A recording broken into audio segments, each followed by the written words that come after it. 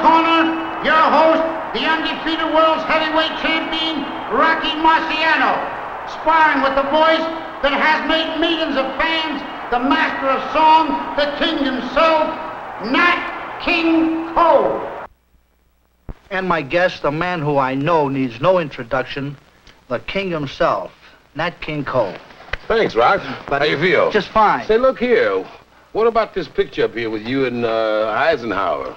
Yeah, that's got a funny story to it, Nate. Joe DiMaggio was a big celebrity in my neighborhood. He was the biggest thing that ever hit baseball, you know, and I didn't realize it until this picture was taken, though. I had just won the title and was invited down to visit with the president, along with 50 other athletes who were making the news at the time.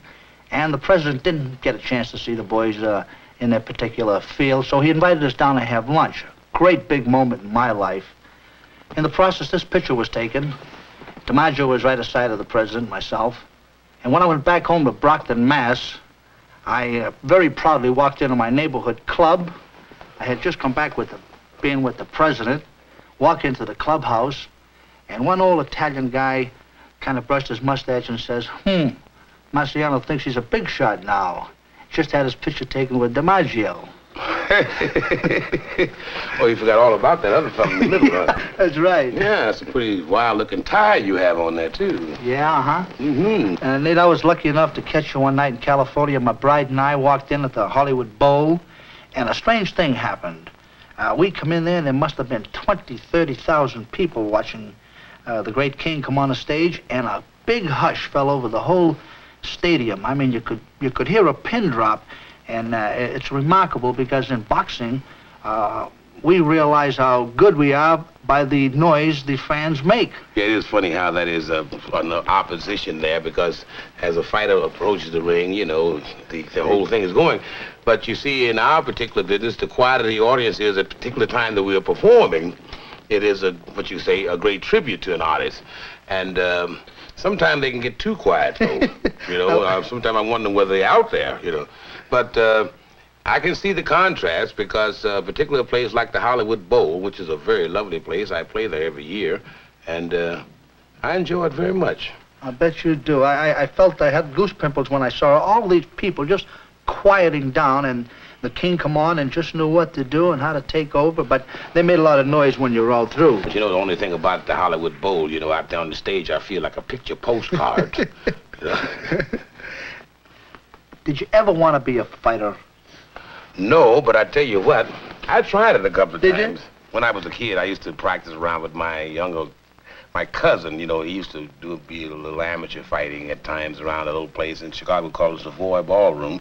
And I used to train with him until he'd hit me pretty hard, and then all of a sudden I'd hit him and knock him down. You know, I ended up being the best fighter of the group. But actually, no, but I tell you what, I became so interested in fighting that just recently, a couple of months ago, I signed up a fighter. You did? Yes, a boy by the name of Gene Johns. Nice-looking kid.